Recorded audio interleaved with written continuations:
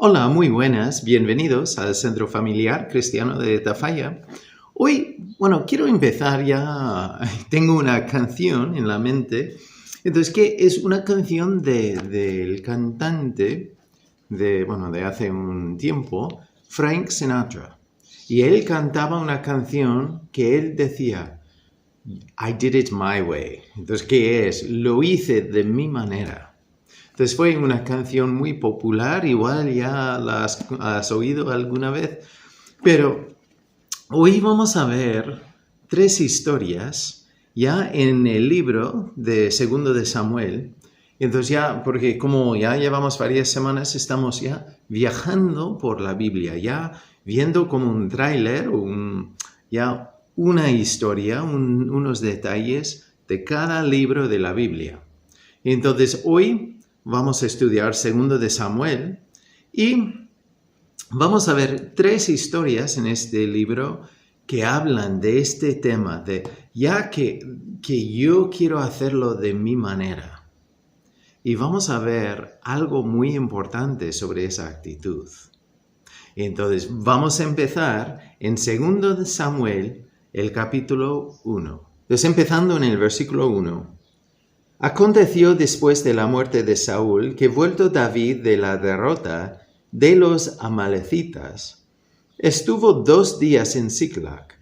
Al tercer día sucedió que vino uno del campamento de Saúl, rotos sus vestidos y tierra sobre su cabeza. Y llegando a David se postró en tierra e hizo reverencia. Y le preguntó David, ¿de dónde vienes? Y él respondió, me he escapado del campamento de Israel. David le dijo, ¿qué ha acontecido? Te ruego que me lo digas. Y él respondió, el pueblo huyó de la batalla, y también muchos del pueblo cayeron y son muertos. También Saúl y Jonatán, su hijo, murieron. Dijo David a aquel joven que le daba las nuevas, ¿cómo sabes que han muerto Saúl y Jonatán, su hijo? El joven que le daba las nuevas respondió, casualmente vine al monte de Gilboa y hallé a Saúl que se apoyaba sobre su lanza y venía tras él carros y gente de a caballo. Y mirando él hacia atrás me vio y me llamó y yo dije, heme aquí. Y me preguntó, ¿quién eres tú? Y yo le respondí, soy amalecita. Él me volvió a decir, y te ruego que te pongas sobre mí y me mates, porque se ha apoderado de mí la angustia, pues mi vida está aún toda en mí. Entonces me puse sobre él y le maté porque sabía que no podía vivir después de su caída. Y tomé la corona que tenía en su cabeza y la argolla, que traía en su brazo, y las he traído acá, mi señor. Entonces David, asiendo de sus vestidos, los rasgó, y lo mismo hicieron los hombres que estaban con él, y lloraron y lamentaron, y ayunaron hasta la noche por Saúl y por Jonatán su hijo, porque por el pueblo de Jehová y por la casa de Israel, porque habían caído a filo de espada. Y David dijo a aquel joven que le había traído las nuevas, ¿de dónde eres tú? Y él respondió, yo soy hijo de un extranjero, amalecita. Y le dijo David, como no tuviste temor de extender tu mano para matar al ungido de Jehová. Entonces llamó David a uno de sus hombres y le dijo, ve y mátalo. Y él lo hirió y murió. Y David le dijo, tu sangre sea sobre tu cabeza, pues tu misma boca atestiguó contra ti, diciendo, yo maté al ungido de Jehová. Entonces, este extranjero, este amalecita, intenta ya recibir el favor de David, diciendo que de cierta forma ha salvado a Saúl del enemigo.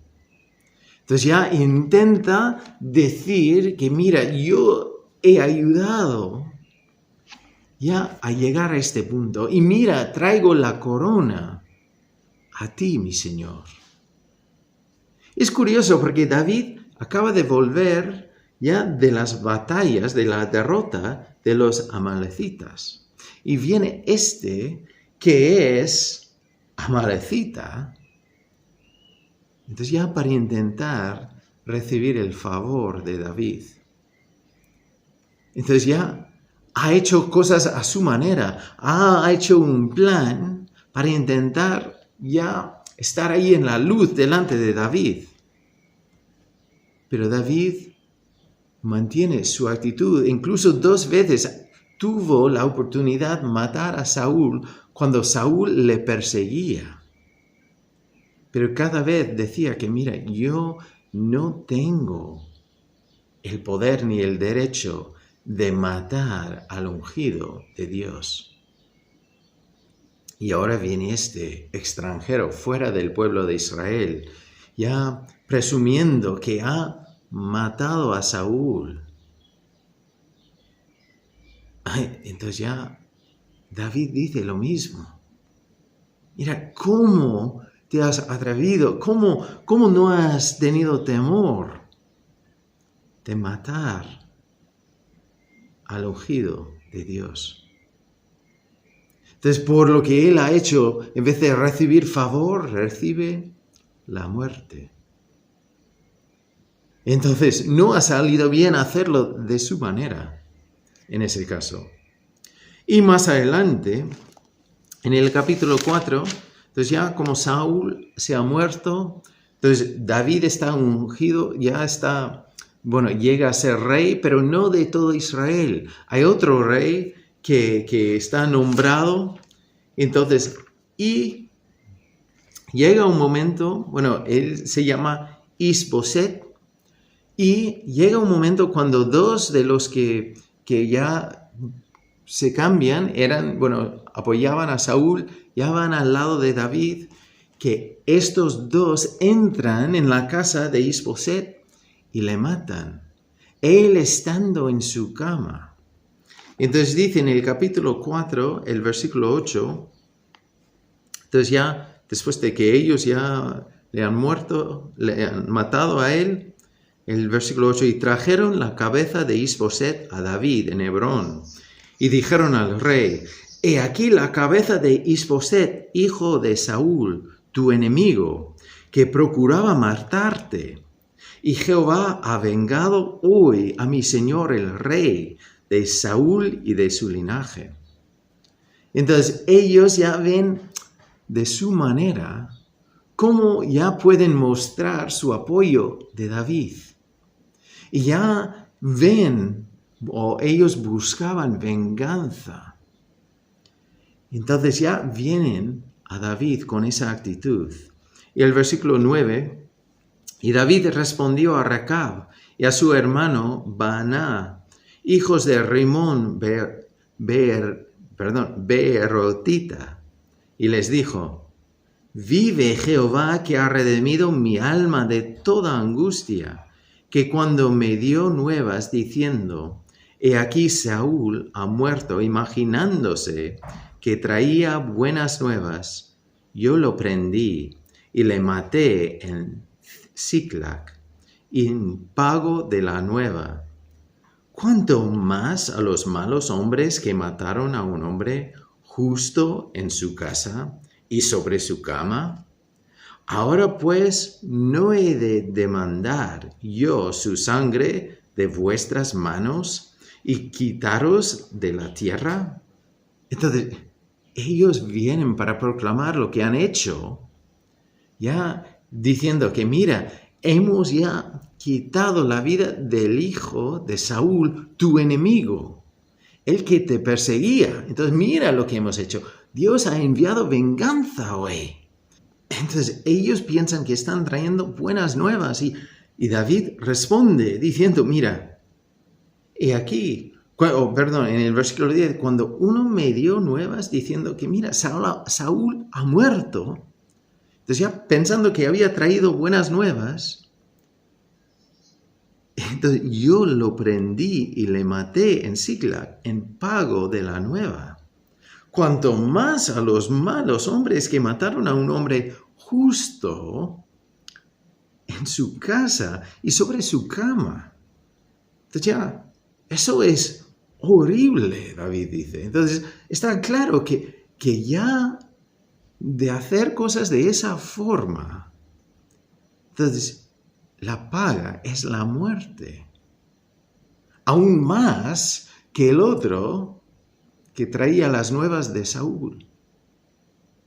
Entonces, estos dos que buscaban de hacer las cosas de su manera, querían mostrar su fidelidad hacia el rey, querían hacer algo para apoyar y veían una oportunidad de venganza. Pero David dice, mira, yo no busco venganza. Dios pondrá las cosas en su lugar. Y lo que habéis hecho es matar a un justo, él estando en su cama, o sea, sin defensa. Eso es injusticia. Entonces, ellos mueren porque querían hacerlo de su manera. Y hay una historia más que quiero ver también, de que la gente hacía cosas de su manera, pero es importante ver que en este contexto dice en 1 de Crónicas 13, el versículo 3, que hablando del contexto que vamos a leer, que David ya está preparando para traer el arca, entonces, de Dios a Jerusalén.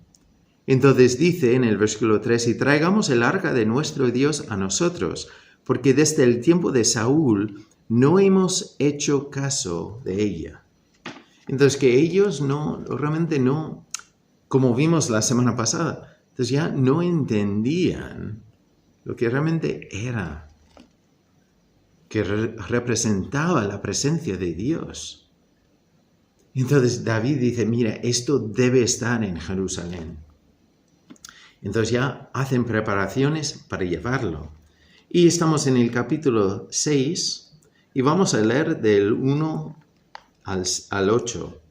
Entonces dice, David volvió a reunir a todos los escogidos de Israel, 30,000, y se levantó David y partió de Basla de Judá con todo el pueblo que tenía consigo, para hacer pasar de ahí el arca de Dios, sobre el cual era invocado el nombre de Jehová de los ejércitos, que mora entre los querubines. Pusieron el arca de Dios sobre un carro nuevo y la llevaron de la casa de Abinadab, que estaba en el collado, y Usa y Ahio, hijos de Abinadab, guiaban el carro nuevo. Entonces, ahí vemos lo que hacían. Entonces, ellos ya están mirando un viaje de unos 15 kilómetros para llevar el arca a Jerusalén. Y claro, entonces ya tienen una idea. Mira, tenemos aquí un carro nuevo. Entonces, ¿qué mejor sitio para llevar el arca? Mira, así podemos, como vamos a subir y bajar, es un camino así no muy bueno. Entonces ya vamos a poder llevarlo ya en estilo, en lo último. Así mejor. Entonces ponen el arca en un carro nuevo. Que igual leyéndolo, entonces podemos decir, mira, qué bien. No están cogiendo cualquier carro, ya lo han pensado bien. Pero es importante porque antes, cuando ya hicieron y ya empezaban con el tema del arca, siempre lo llevaban al hombro. Y ya tiene un sitio para meter dos polos, dos trozos de madera para llevarlo. Entonces, eso era el diseño de Dios. Pero ellos ya quieren hacerlo de su manera. Y vamos a ver lo que pasa. Y cuando lo llevaban de la casa de Abinadab, que estaba en el collado, con el arca de Dios, Ahío iba delante del arca. Y David y toda la casa de Israel danzaban delante de Jehová, con toda clase de instrumentos de madera de haya, con arpas, salterios, banderos, flautas y símbolos. Entonces ya están alabando y celebrando el hecho de poder llevar el arca. Pero cuando llegaron a la era de Nazón, Uza extendió su mano al arca de Dios y la sostuvo, porque los bueyes tropezaban. Entonces, mira lo que ha pasado. Entonces ya los bueyes están ahí caminando, llevando el carro y se tropiezan. Entonces este que está ahí ya acompañando el arca, pone la mano para sostener, para proteger el arca. Pero es importante porque era una cosa que no se podía tocar. Entonces, según el diseño de Dios, fue una cosa que se debe llevar ya a hombro y no se puede tocar directamente. Por eso había que meter los maderos para llevarlo. Pero este la toca, claro, con buenas intenciones. Y dice el versículo 7, y el furor de Jehová se encendió contra Uza, y lo hirió ahí Dios por aquella temeridad, y cayó ahí muerto junto al arca de Dios. Entonces hizo una cosa que no se podía hacer, aunque él lo hacía para proteger el arca. Pero claro, tenemos que ver la realidad que toda la escena está mal.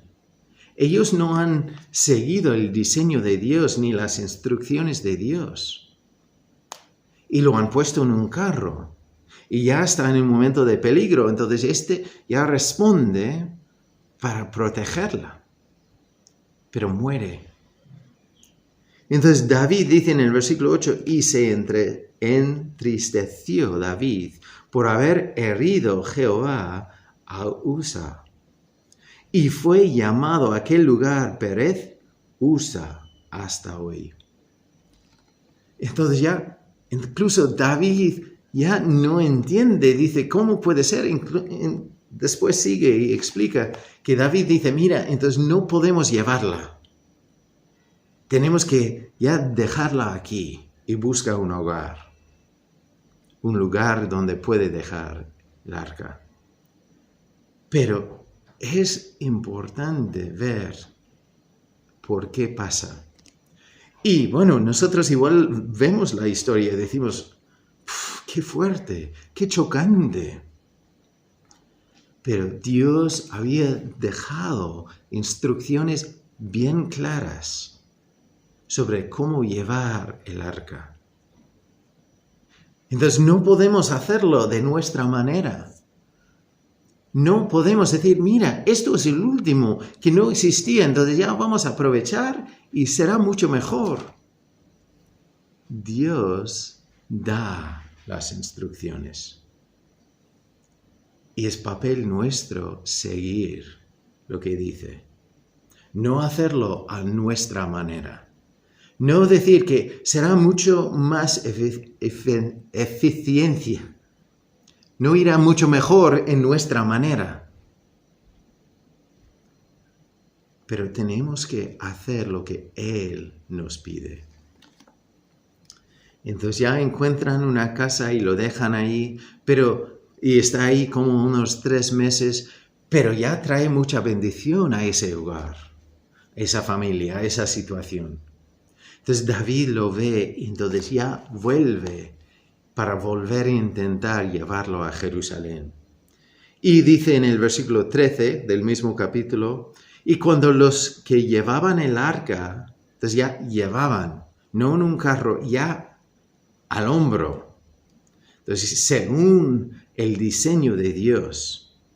Entonces, cuando los que llevaban el arca de Dios habían andado 6 pasos, él, David, sacrificó un buey y un carnero engordado.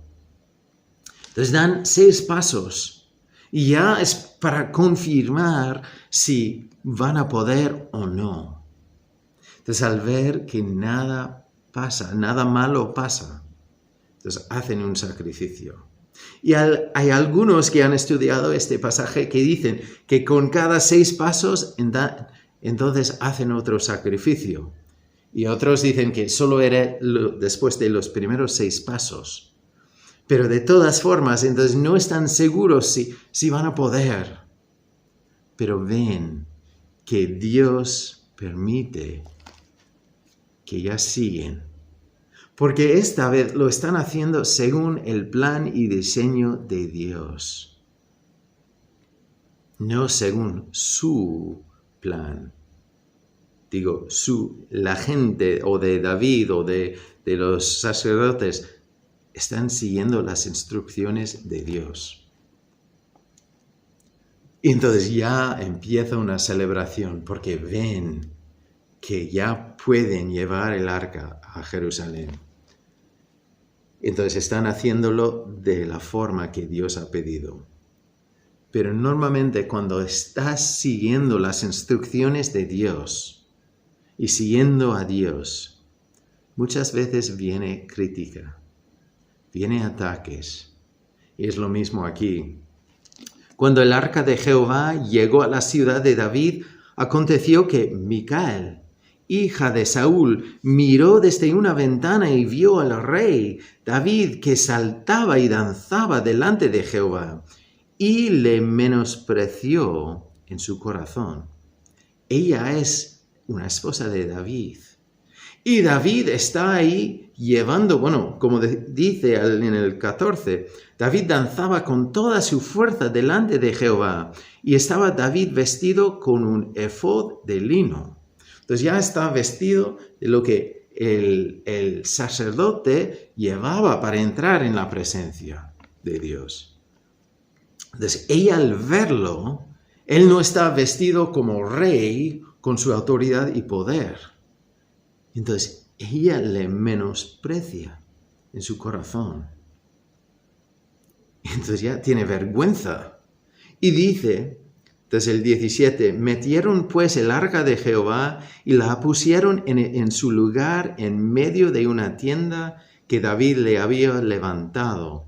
Y sacrificó David holocaustos y ofrendas de paz delante de Jehová.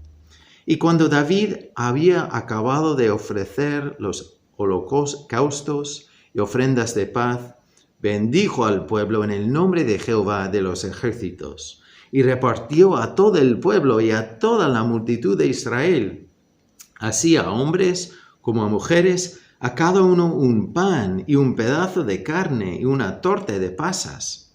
Y se fue todo el pueblo, cada uno a su casa. Entonces hay una celebración enorme.